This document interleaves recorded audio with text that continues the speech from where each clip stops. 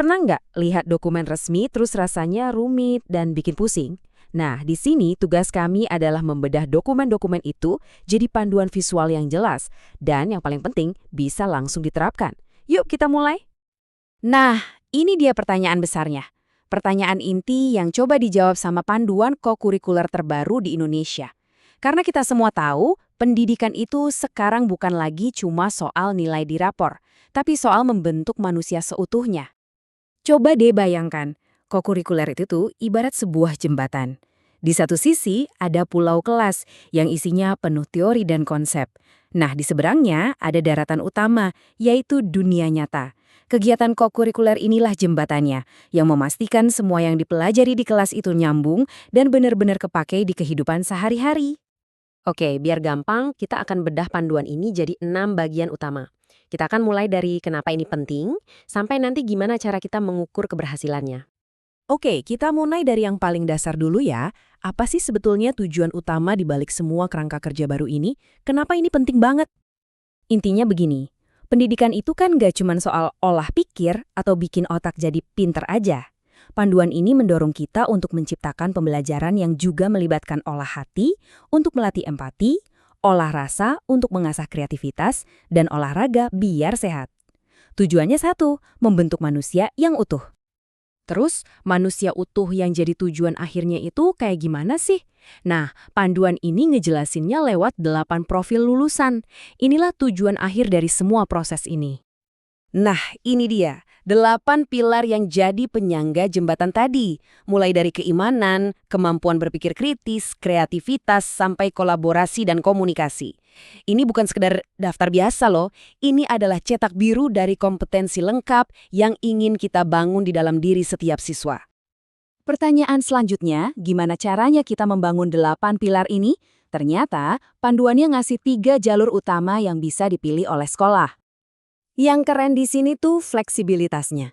Sekolah bisa pilih mau lewat proyek gabungan antar mapel, fokus ngebentuk 7 kebiasaan baik secara rutin, atau, nah ini yang seru, bisa juga pakai cara sendiri yang ngangkat kearifan lokal. Jadi nggak ada satu jawaban benar, yang ada cuma cara yang paling pas buat konteks sekolah masing-masing.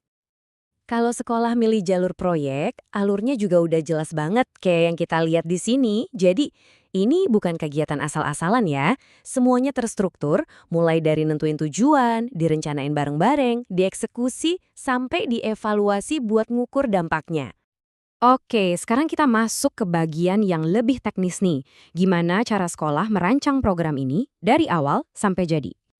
Kuncinya satu, mulai dari diagnosis dulu. Persis kayak dokter. Rencana yang bagus itu nggak datang dari template, tapi dari kita benar-benar melihat apa sih yang dibutuhin siswa, sekolah punya fasilitas apa aja, dan lingkungan sekitar kita punya potensi apa yang bisa dimanfaatkan. Jawabannya ada di realitas sekolah Anda sendiri. Dan ini bukan cuma wacana loh, panduan ini bahkan ngasih alokasi waktu yang jelas, 360 jam pelajaran per tahun untuk siswa SMP. Kalau dihitung-hitung, itu sekitar 10 jam seminggu.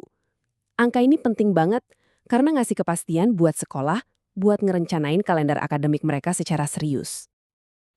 Prinsip penting lainnya dari panduan ini adalah sekolah itu nggak bisa dan nggak seharusnya jalan sendirian. Panduan ini ngenalin konsep keren namanya catur pusat pendidikan. Ada sekolah, keluarga, masyarakat, dan media. Coba perhatiin deh, di sini porsinya dibikin sama rata. Artinya apa?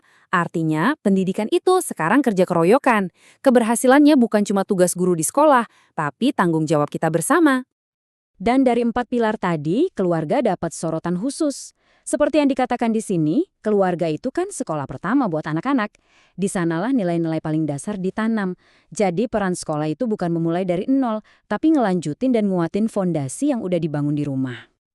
Oke, bagian terakhir, tapi mungkin yang paling krusial. Gimana kita tahu semua kegiatan ini beneran berhasil? Apa ukurannya? Nah, cara ngukurnya itu bukan cuma dengan ujian di akhir. Ada 2 jenis. Ada yang namanya asesmen formatif. Ini kayak check up di tengah jalan buat kasih masukan dan perbaikan. Terus ada asesmen sumatif. Ini laporan akhir buat lihat pencapaiannya. Dua-duanya jalan barengan buat ngasih gambaran yang lengkap soal perkembangan siswa. Hasilnya apa? Rapor siswa jadi beda banget. Nggak lagi cuma deretan angka dan peringkat, tapi jadi sebuah cerita perkembangan. Pertumbuhan karakter dan kompetensi siswa akhirnya dapat tempat khusus dan diakui secara resmi. Ini ngasih gambaran yang jauh lebih utuh tentang siapa anak itu, bukan cuma apa yang dia tahu. Jadi, pada akhirnya, panduan ini tuh bukan sekedar buku aturan yang kaku, ini lebih kayak sebuah undangan.